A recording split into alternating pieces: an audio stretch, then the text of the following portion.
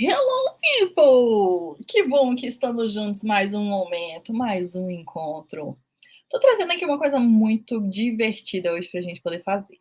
Primeira coisa, vou deixar para vocês um link para vocês conseguirem acessar a prova inteira da residência de enfermagem da USP para acesso em 2024, né? Então foi a prova ofertada, feita em 2023.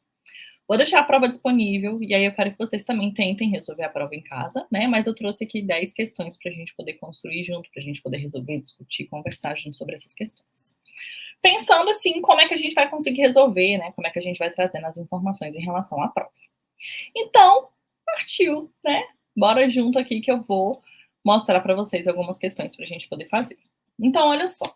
Essa aqui é a prova da USP. Quem faz a prova da USP é a FUVEST, né? Então, quando for buscar aí questões para poder resolver, procura direto as questões da FUVEST. Aqui, né, ficam vedadas as comunicações entre os candidatos, a duração da prova é 4 horas e 30 minutos, obrigatória a devolução da folha que acompanha o caderno de provas. Aí você vai assinar o seu nominho, e aqui, lembra até que a gente já conversou um pouco sobre essa prova, né?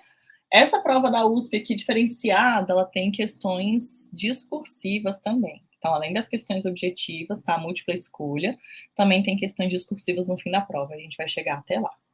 Então, aqui, inicialmente, a gente tem questões gerais, né, de conhecimentos gerais, questões de interpretação de assuntos de temas de saúde, e depois 25 questões de enfermagem.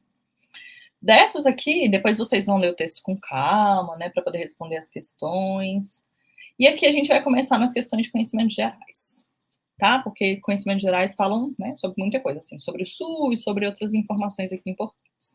Então, vou deixar uma tela grande para a gente poder ir respondendo junto. E eu vou mostrando para vocês também como eu gosto de bagunçar a prova, assim, né? Como quando eu vou ler, o que eu vou fazer, como é que eu vou responder nessas provas. Então, a portaria 2.438 de 2017 do Ministério da Saúde, que institui a Política Nacional de Atenção Básica, PNAB, define como uma das atribuições da atenção básica a coordenação do cuidado. Assinale a alternativa que contém a descrição correta desse conceito. Então, descrição correta desse conceito. O que a gente está querendo falar sobre coordenação do cuidado? Um cuidado coordenado, ele está associado principalmente a diferentes esferas, né, de assistência que conseguem articular para poder cuidar desse paciente. Por isso que é coordenação do cuidado. Então, esse cuidado é coordenado pela atenção primária, pelo hospital, pela, sei lá, escola, se fizer parte daquele nicho ali, né? Então, eu quero que vocês pensem que coordenação do cuidado envolve essa articulação entre as partes. Então, partindo daí, a gente já vai para a nossa primeiro item. Gerenciamento, né? Descreve corretamente esse conceito. Gerenciamento de filas e agendas em serviços de saúde, de sua competência para otimização do acesso. Coordenação do cuidado significa gerenciamento de filas? Não, não só isso, né? B. Planejamento da distribuição da oferta de serviços assistenciais no território a partir do mapeamento de suas necessidades de saúde. Coordenação do cuidado, nesse contexto, também não significa isso. Centralização do processo de tomada de decisão clínica na equipe de saúde da família responsável por cada paciente. Coordenar o cuidado jamais seria centralizar. Centralizar é deixar exclusivamente para aquela população, para aquele grupo. E eu não quero centralizar nada sobre o processo de tomada de decisão. Então, também está fora. Articulação entre os pontos da atenção da rede de serviços para encaminhamento e acompanhamento de pacientes. Essa está bonita, né? Vamos para a próxima. Padronização de protocolos clínicos na atenção básica, considerando as características socioeconômicas e epidemiológicas de cada território. Não, padronizar protocolos clínicos não é coordenação do cuidado, né? Então, aqui a nossa melhor resposta, letra D, articulação entre pontos da atenção, porque está falando de coordenar o cuidado. Cuidado coordenado articula pontos, né, de assistência. Então, aqui, resposta, letra D. Gostei dessa, hein? Gostei. Bora mais, então. Tamo comigo? Tamo junto? A Política Nacional de Humanização foi introduzida no SUS em 2010, com o objetivo de centralizar os princípios éticos a partir dos quais deve ocorrer o processo de produção de saúde no sistema de saúde brasileiro. Dentre as diretrizes da PNH está o acolhimento. Cadê? Vamos rabiscar. Acolhimento. Assinale a alternativa que descreve corretamente esse conceito.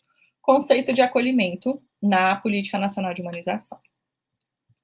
Abordagem humanizada no processo de triagem, com aplicação de princípios do cuidado centrado no paciente para a priorização de casos agudos e organização de fluxo de atendimento. Cuidado centrado no paciente é um negocinho que eu quero que vocês deem uma estudada depois, tá? Que fala muito sobre a questão da gente oportunizar aquele cuidado, mas que a gente também responsabiliza o paciente. Então, uma palavra importante aqui desse cuidado centrado no paciente, que já é outro tema, mas também na Política Nacional de Humanização, é responsabilização. Só que aqui está dizendo priorização de casos agudos e fluxos de atendimento. E não é isso que o acolhimento faz. Prática dos médicos e enfermeiros que se responsabilizam por promover a escuta qualificada, empatia e valorização dos saberes e experiências dos usuários. Acolhimento não é isso, né? Isso aqui é para ser esse nosso cuidado, responsabilização, né? Que se responsabiliza em promover uma escuta qualificada, empatia e valorização dos saberes. Isso aqui está muito, muito ligado com o cuidado centrado no paciente que eu falei para vocês. Muito, muito, muito, muito, muito voltado para isso. Então, essa também não é a nossa resposta. Técnica de produção de saúde, baseada no diálogo com o paciente, realizado no momento da sua admissão no serviço, para informar adequadamente a equipe sobre seu perfil. O acolhimento não é isso, né? Não é uma técnica de produção de saúde. Não é chegar e conhecer o paciente bem. Isso também é um acolhimento, mas está muito mais caracterizado por uma escuta qualificada, né? Então, diálogo com o paciente, escuta qualificada. Prática de escuta qualificada do paciente por parte do profissional da atenção básica para direcioná-lo à assistência, à especialidade médica mais adequada, à resolução das suas necessidades externadas. Não é isso. Acolhimento, então, fica como? Abordagem de trabalho em saúde, baseada na responsabilização do profissional pela garantia da atenção integral, resolutiva e responsável a ser aplicada em todos os locais e momentos do serviço de saúde. Acolher é acolher em todos os locais, em todos os momentos, com uma atenção integral, resolutiva e responsável para nosso paciente. Então, aqui a nossa melhor resposta, falando sobre a Política Nacional de Humanização, letra E. Deixa eu ver o que mais que eu selecionei aqui para a gente fazer. Bora! Questão 12 da prova de 2023, né, para o acesso agora em 2024. Vamos junto. A Lei 8080, de 1990, estabelece princípios, diretrizes organizativas e outros elementos que constituem o SUS. Considerando o conteúdo da lei, assinale a alternativa correta. As portas de entrada do SUS e seus mecanismos de regulação devem priorizar o atendimento do paciente de baixa renda ou, né, sem cobertura por plano de saúde. Existe essa priorização no SUS, gente? A Lei 8080 fala isso? Né? Que a gente vai ter que escolher o paciente e priorizar aquele que tem baixa renda ou sem cobertura por plano? Negativo. Então, essa aqui não é a nossa resposta. Ações no âmbito de saúde do trabalhador destinam-se à promoção, proteção e recuperação da saúde das pessoas registradas em vínculos de trabalho formal.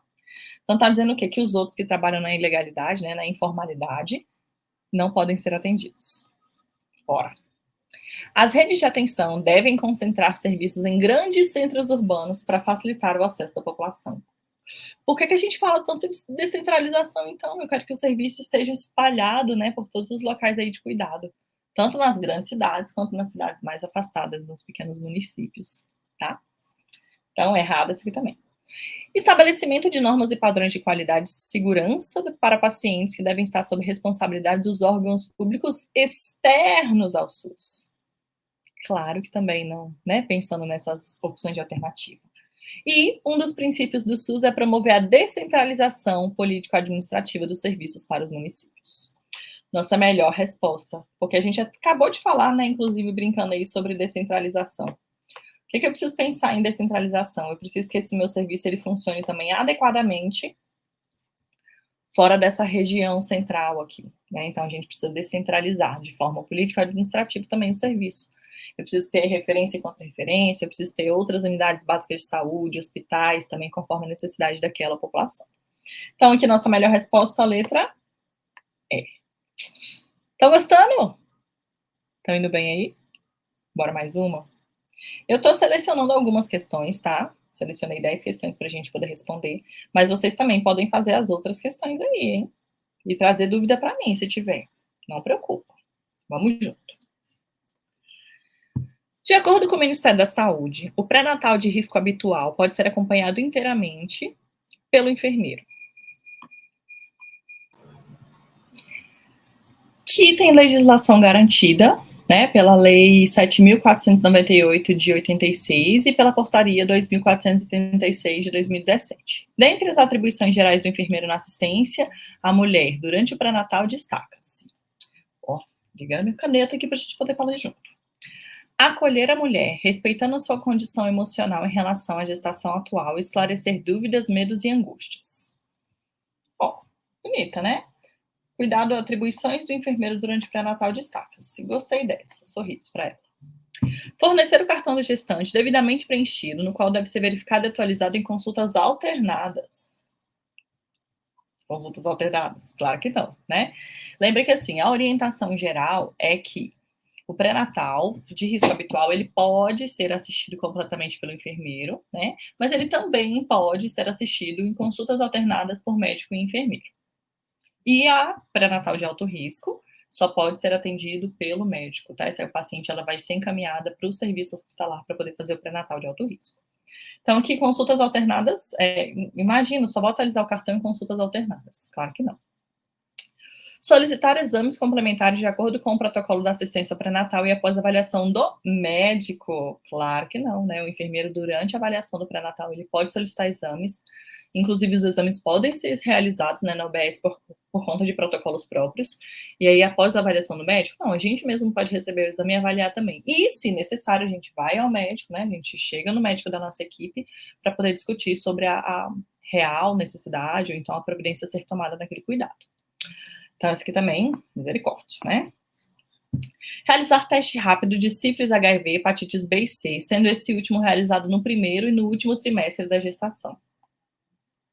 Se a gente for pensar em hepatites, né, todas as vezes que a gente for realizar teste de sífilis e HIV, a gente faz teste de hepatite B e hepatite C também. Então, realizados no primeiro e no último trimestre da gestação? Não. Alguns protocolos dizem, né, que minimamente a gente deve testar essa paciente no primeiro, terceiro e parto, tá? Minimamente essas 3 vezes. E alguns outros protocolos já mais atualizados que a gente vai testar no primeiro, no segundo, no terceiro trimestre e no parto. Então, esse aqui também, não. Orientar e realizar a vacinação das gestantes contra tétano, difteria, coqueluche, hepatite B, influenza e tríplice viral. Tétano, difteria e coqueluche, que a gente vai dar DTPA, né, que é tétano, difteria, coqueluche, que é pertussis atenuado. Hepatite B, para completar o esquema. Hepatite B, para completar o esquema. E influenza. Tríplice viral, a gestante não vai tomar, tá? Durante a gestação, a gente não vai ofertar tríplice viral. Então, DTPA, hepatite B e influenza são as vacinas preconizadas aí no calendário vacinal de gestante. Então, nossa melhor resposta aqui ficou letra A. Acolher a mulher, respeitando a sua condição emocional em relação à gestação atual, esclarecer dúvidas, medos e angústias. Boa essa, hein? Bora mais uma? Um homem de aproximadamente 45 anos estava caminhando sozinho, desmaiou passeando no shopping. O episódio foi presenciado por um segurança que possui treinamento em suporte básico de vida e constatou a ausência de pulso. Essa parte é extremamente relevante para a gente poder entender a questão. Nessas condições, a American Heart Association, das diretrizes de 2020, preconiza a seguinte cadeia de sobrevivência: iniciar ressuscitação cardiopulmonar de alta qualidade, já não vai ser aqui, né, porque é um treinamento em suporte básico de vida. Então, essa primeira aqui já está errada. Acionar o serviço de atendimento médico de urgência, desfibrilar, iniciar reanimação avançada e iniciar ressuscitação cardiopulmonar de alta qualidade. Não nessa ordem. Iniciar reanimação avançada, também não. Por quê? Porque é um treinamento de suporte básico de vida. acionar o serviço de atendimento médico de urgência, iniciar a ressuscitação cardiopulmonar de alta qualidade, desfibrilar e iniciar a reanimação avançada. Gostei dessa. Iniciar RCP de alta qualidade, desfibrilar, acionar o serviço de atendimento médico e iniciar a reanimação avançada. O serviço ele não pode ser o último, tá? Ele não pode ficar no finalzinho da situação. Pensa comigo assim, eu quero que vocês pensem que a cadeia de sobrevivência é o seguinte: você estava lá andando no shopping, o homem caiu. Você tem um treinamento como profissional de saúde, verificou o pulso. A ausência de pulso, chama o SAMU! E começa de alta qualidade. Porque você sabe já que é né? 100 a 120 compressões por minuto, né? Tchum, tchum, tchum, tchum, tchum, tchum, tchum, tchum. 1001, 1002, 1003, 1004, 1005, 1006, 1007, 1008, esperando o retorno completo do tórax. Então, a primeira coisa que a gente tem que fazer, acionar o serviço de atendimento médico de urgência. Então, você está indo lá em direção ao homem caído e chama o SAMU! Aí pronto, fez a primeira parte. Depois, já que você tem o treinamento, você vai iniciar a sua ressuscitação cardiopulmonar de alta qualidade. E aí, enquanto você está reanimando lá, né, você está fazendo a sua RCP, você fala, traz o DEA! Lembra que a gente tem legislação que fala que o DEA tem que estar disponível em lugares com público, né?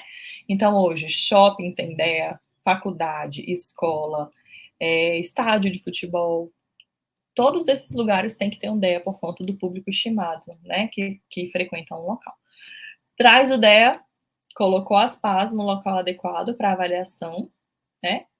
E aí coloquei as pás no local adequado para avaliação, o DEA vai me dizer se vai desfibrilar, como é que está a frequência do paciente, se é para continuar a massagem. Enquanto isso, a gente está esperando o serviço chegar para iniciar a reanimação avançada. Então, lembra que quando a gente fala de cadeia de sobrevivência, uma coisa importantíssima é isso aqui, né? Treinamento em suporte básico de vida. E constatou a ausência de pulso. Então, essa pessoa, esse segurança, ele já tinha esse treinamento básico para chamar o SAMU, começar a reanimação cardiopulmonar, desfibrilar e iniciar a reanimação avançada. Então, nossa melhor resposta aqui, letra D. Gente, juro para vocês que as minhas provas são desse jeito. Eu, professora Bárbara, falando aqui com vocês, que eu faço a minha prova assim, rabiscando, discutindo com a prova, pensando nas respostas. É assim. Bora mais uma. Os sinais vitais fazem parte de um banco de dados que são coletados durante o exame físico e servirão de base para avaliação de estado do paciente. No hospital, o profissional deve prescrever uma frequência mínima de verificação dos sinais vitais para cada paciente, a depender do procedimento. Dessa forma, os sinais vitais devem ser verificados minimamente. Vamos rabiscar, que eu gosto de rabiscar. Minimamente. Devem ser verificados minimamente. Vamos lá. Nos procedimentos cirúrgicos, antes do início e após 15 minutos. Então, nos procedimentos cirúrgicos, antes do início, sim, lá na sala de pré-cirurgia, né? E após 15 minutos. Durante o procedimento cirúrgico, o paciente vai estar o tempo todo monitorizado, né?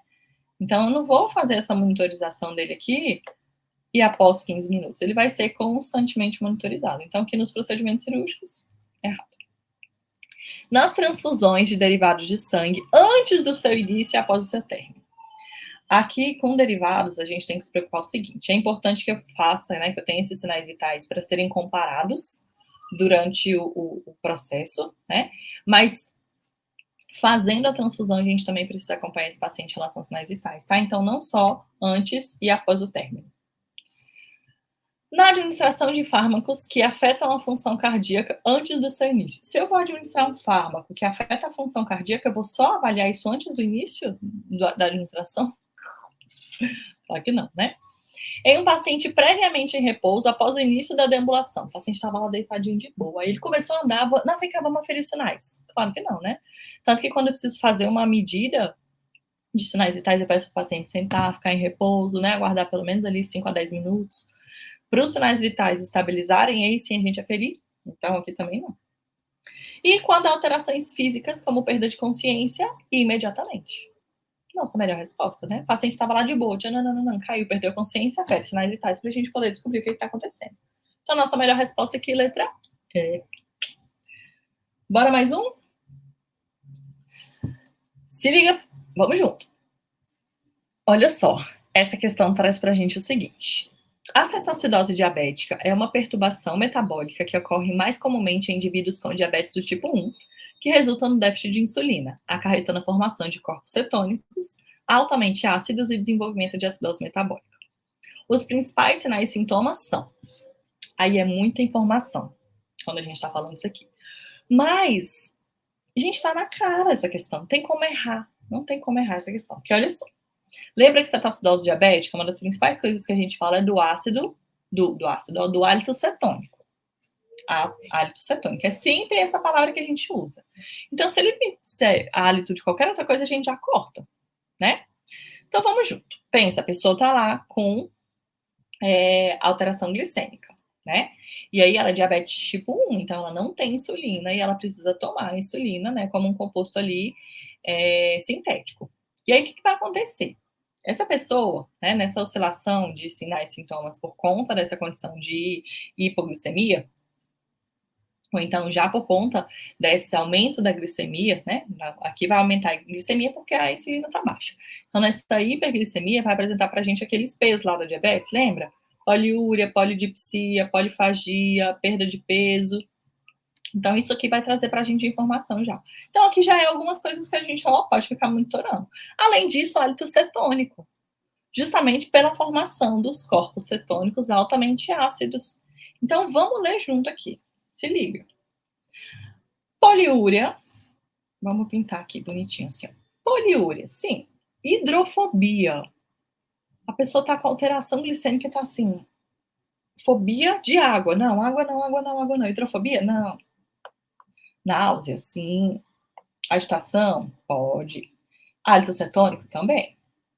Anúria. Ausência de urina. Sendo que quando a gente fala lá do diabetes, lembra? Poliúria, polifagia, polidipsia e perda de peso. Então, anúria, não. Polidipsia, sim. Fome excessiva, sim, que é polifagia. Agitação, sim. Hálito adocicado, não. Poliúria, sim. Polidipsia, sim. Náusea, sim. Vômito, sim. Fadiga, sim. Hálito cetônico, sim. Mas vamos ler o resto. Disúria. Dor a urinar? Desconforto a urinar? Não. Hidrofobia? Não. Aversão à comida? Não. Fadiga e hálito pútrico? Não. Oligúria? Não. Polidipsia? Sim. Picamalácia? Picamalácia. O que é picamalácia, prof? Quando a pessoa tem o desejo de comer coisas que não são nutritivas, tipo giz de cera, canetinha, prego, parede, sabão. Isso é picamalácia, tá? Então, não. Agitação, sim. Hálito cetônico, sim. Então, a nossa melhor resposta dessa questão é a letra C. Trouxe essa questão para a gente responder junto, por quê? Primeiro porque fala, né, importante aqui, dos sinais e sintomas da diabetes tipo 1, e porque ela traz vários termos que a gente tem que saber, né? Então, poliúria, muito xixi. Hidrofobia, fobia da água. Náuseas, vômitos, ok, né? Isso aí você sabe. Anúria, zero xixi, sem urina. Polidipsia, muita sede, fome excessiva. Polifagia, né? Fagia, muita fome. E polidipsia, muita sede. Deixa eu ver o que mais. Aversão à comida na diabetes? Claro que não, né? E picamalácia, vontade de comer coisas que não são nutritivas, né? Que não tem caráter nutritivo. Deixa eu ver o que mais. Essa aqui, ó, 28. 28 a gente vai ler junto, olha só. A questão diz pra gente assim. Durante a discussão clínica em sala de aula, a foto da prescrição médica de um paciente que havia falecido é divulgada para todos os participantes. Nessa situação, os participantes dessa discussão não infringem o novo Código de Ética Profissional de Enfermagem, né? O CEP, pois utilizam a imagem para uma discussão clínica entre os estudantes. Infringem parcialmente o Código de Ética, pois não divulgaram a imagem publicamente. Infringem o CEP, pois não mantiveram sigilo sobre os dados do prontuário do paciente. Não infringem o novo Código de Ética, pois utilizam as informações do prontuário de um paciente falecido. Infringem parcialmente o CEP, pois utilizam a imagem para discutir melhoras da assistência ao paciente. Aqui tem um monte de informação que a gente tem que ficar de olho na hora de montar, né, a resposta adequada para essa questão. Primeiro que ele está falando para a gente assim, uma discussão clínica em sala de aula, a foto da prescrição médica de um paciente que havia falecido é divulgada para todos os participantes. E aí a gente pega o nosso livrinho aqui da legislação de enfermagem, que fala sobre o novo Código de Ética. Aí lembra, né, que o capítulo 1 é o capítulo dos direitos, o 2 dos deveres e o 3 das proibições. No capítulo 3, que é o capítulo das proibições, ele fala para a gente assim, no artigo 89. É proibido, né, disponibilizar o acesso a informações e documentos a terceiros que não estão diretamente envolvidos na prestação da assistência de saúde ao paciente, exceto quando autorizado pelo paciente, representante legal ou responsável legal por determinação judicial. Então, o que está dizendo aqui? Que durante a discussão clínica em sala de aula, a foto da prescrição médica de um paciente que havia falecido, então tem autorização? Alguém autorizou? Não, né?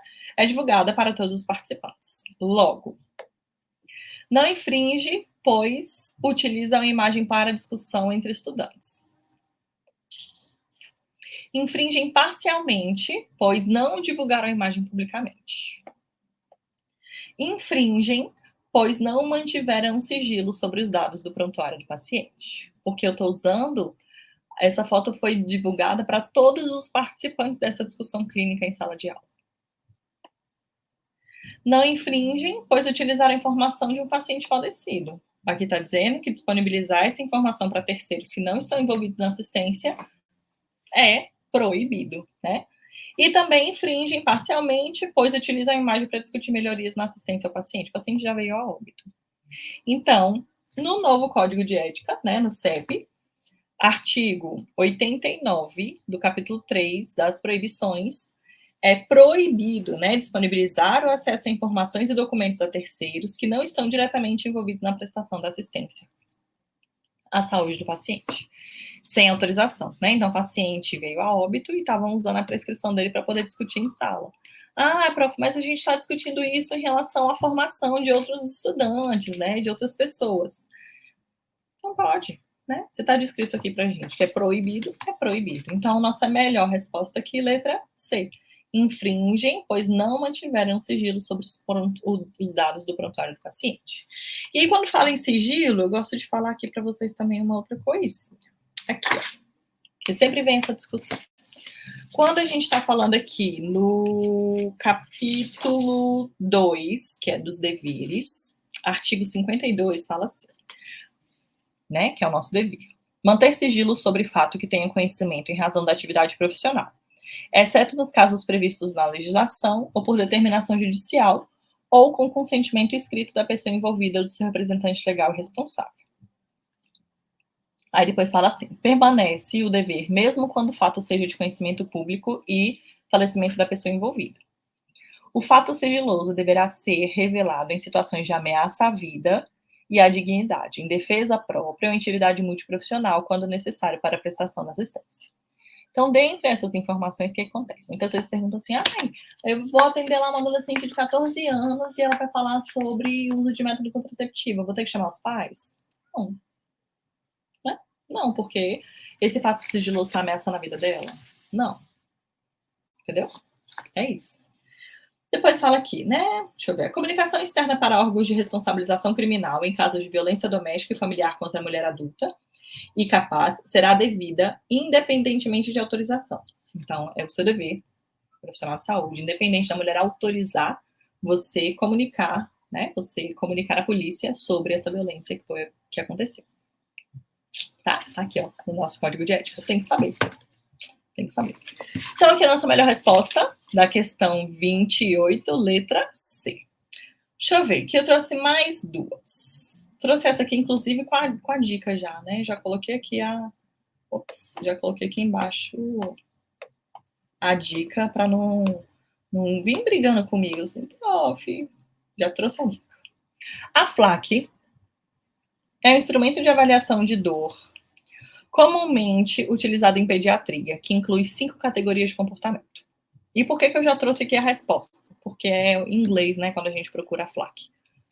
Então, ela vai trazer para a gente critérios com pontuação de 0, 1 e 2, para a gente poder identificar o nível de dor né, na criança, no paciente pediátrico. Então, o que a gente avalia na FLAC? Movimentos físicos, movimentos das pernas, e aí a gente fica assim, né, movimentos físicos F, então acho que sim. Movimento das pernas, pressão arterial, batimentos cardíacos e comportamento. Expressão facial, movimento das pernas, atividade, choro e consolabilidade. Peraí. Tensão facial, movimentos físicos, nível de alerta, choro, nível de conforto. Movimentos físicos, expressão facial, nível de atividade, calma, agitação e alteração da frequência cardíaca. Expressão facial, movimento da língua, nível de atividades, consolabilidade, nível de conforto. Então, o que está trazendo para a gente a questão aqui? Que quando eu vou avaliar o FLAG, que está me avaliando de 0, 1 e 2 em relação ao nível de dor, eu vou identificar os itens de expressão facial. Ai, tudo bem. Legs, né, que é movimento das pernas, está mexendo as pernas, está mais encolhido, como é que está esse posicionamento. Atividade, se está responsivo ou pouco responsivo. Choro, se é um choro intermitente ou se é um choro mais controlado. E consolabilidade. Se a gente consegue só, né, acolher, acalmar e acalentar, você vai minimizar essa questão da dor. Então, aqui são esses 5 itens da FLAC que a gente avalia a dor em paciente pediátrico. Então, essa aí já fica mais uma dica, né? Por que eu trouxe ela? Porque eu também fui pesquisar, também fui aprender o que é FLAC. Criança não é minha área, não, mas eu tive que saber. Outra coisa que eu gosto também de discutir é quando a gente vai falar de paliativismo, né? De cuidados paliativos. Cuidados paliativos não é o cuidado para a morte, tá? É um cuidado para a vida. E quando eu atravessei essa portinha, né? Quando eu atravessei esse portal de entender que o cuidado paliativos é um cuidado para a vida, para a gente melhorar a qualidade de vida, muita coisa fez sentido. Então, olha só. O paciente em fase terminal de vida, com proposta de cuidados paliativos e priorização de medidas de conforto, em detrimento de medidas invasivas, é indicado que ele seja submetido a, então, medidas de conforto em vez de medidas invasivas. Hiperidratação e passagem de uma sonda nasentérica. Eu não falei que eu vou evitar medidas invasivas, então, sondagem, para quê? Ventilação não invasiva e suspensão de anticonvulsivante de uso prévio. Se eu estou dando anticonvulsivante para o paciente, é porque ele vem apresentando, né, algumas convulsões, alguns desses momentos de mal-estar. Para que eu vou suspender uma medicação que esse paciente podia ficar, né, com um conforto ali maior? Então, também não. Controle de glicemia capilar de horário e suplementação de oxigênio. Se são medidas de conforto para evitar medidas invasivas, se o paciente já está em cuidados paliativos, né, com uma proposta de medidas de conforto, para que eu vou ficar furando o dedo do homem o tempo todo? Né? Para que eu vou ficar fazendo esse cuidado de controle de glicemia capilar de horário? Sedação paliativa o suficiente para atingir conforto respiratório e jejum. Essa é boa. E, nossa, essa minha carinha ficou feia, né? Deixa eu ver se eu consigo fazer uma melhor.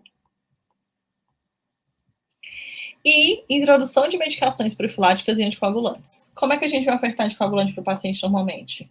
Endovenoso, ou até com Clexane, né? Com agulha, gente. A gente vai fazer não vai fazer mais uma pinça, né, na pele hoje, mas a gente vai fazer tudo isso com... Para quê, gente? Para que eu vou ofertar anticoagulante e medicação profilática no paciente?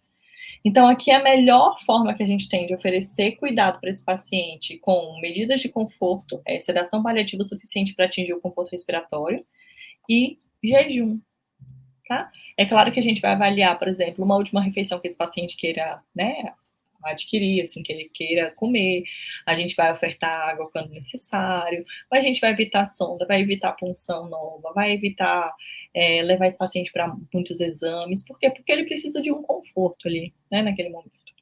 Então, aqui, nossa melhor resposta, letra D, sedação paliativa para atingir o conforto respiratório e jejum.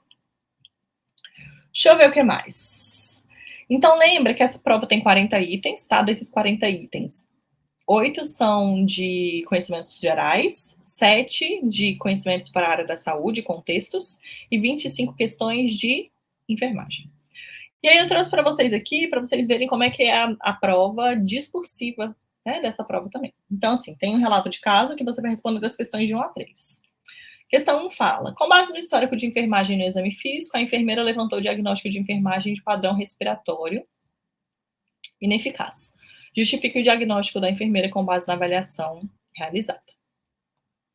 Além disso, considerando o modelo Calgary e após avaliar a composição familiar, responda: como representar a pessoa índice desse genograma? Como representar a separação entre NFR e JFR no genograma? Quais os membros da família pertencem ao núcleo familiar? Você lembra como faz genograma ecomapa? Você lembra? Se não lembra, dá uma revisada nisso, tá? Que depois a gente volta para poder responder essas questões também. E depois, cite e justifique 3 orientações que a enfermeira deve realizar para o cuidador em relação aos cuidados com as estomias. Cuidados com estomias, né? Com orifícios, né? Então, esse paciente aqui tem estoma, então a eliminação intestinal dele acontece pela estomia. Quero que vocês pensem o seguinte, né? Cuidado com a pele, o preparo da pele para poder colocar nova bolsa, trocar a bolsa quando estiver soltando, evitar que caia essas fezes ácidas na superfície, né, na pele aqui, na superfície abdominal, fazer uma troca e esvaziamento da bolsa constantemente para evitar que ela pese, que ela solte, né, e além disso também fazer uma higienização adequada e evitar manter a alça intestinal ressecada, né, então assim, a gente não pode deixar exposta. A gente tem que deixar com a bolsa protegida até para manter aquela ostomia lá bem avermelhada, rosada, né? Porque se ela tiver amarronzada, pode estar com necrose, se ela tiver com alguma outra presença ali preta ou amarronzada ou esverdeada, já significa para a gente, por exemplo, um processo inflamatório infeccioso. Então, aqui são essas 3 questões que a prova discursiva traz, né? E a gente tem, junto com o gabarito para poder responder as questões, a gente também tem um gabarito da folha de respostas da discursiva. Então, essa discursiva aqui traz um caso clínico até pequenininho, né? Falando que um adolescente de 18 anos possui paralisia cerebral desde o nascimento, faz uso de traqueostomia e gastrostomia desde os 2 meses de idade, utiliza diariamente 3 anticonvulsivantes, mas tem apresentado escapes convulsivos nas últimas semanas. Então, além disso, ele vai falar para a gente o quê? Que tem vazamento da tráqueo, né? E gastrostomia hiperemiada e vazamento de pequena quantidade de dieta pela gastro. Então, paciente com gastrostomia tem a saída aqui, a entrada da dieta direto no estômago com uma sonda. E a traqueostomia para a respiração desse paciente. E aquilo que eu tinha comentado, né? Quando o paciente tem ostomia, quando ele tem uma colostomia, uma ileostomia, uma jejunostomia, a gente também tem que se preocupar com essa eliminação fisiológica, né? Essa eliminação vesical, que a gente também vai ter que promover um cuidado aqui dessa pele, né? Manter essa pele íntegra adequadamente aí para evitar qualquer chance de contaminação ou de infecção. Então, espero que vocês tenham curtido, né? A prova é grande, mas a gente conseguiu fazer uma correção bem legal. Sempre vou fazer isso, vou pegar uma prova, trazer as 10 melhores questões para a gente poder corrigir juntos e mais uma prova aí disponível para vocês poderem realizar tanto a leitura, realizem as questões, estudem a prova e depois, se tiver alguma dúvida, traz aqui pra gente, escreve aqui no nosso Insta e no YouTube, que eu venho com a resposta para vocês depois.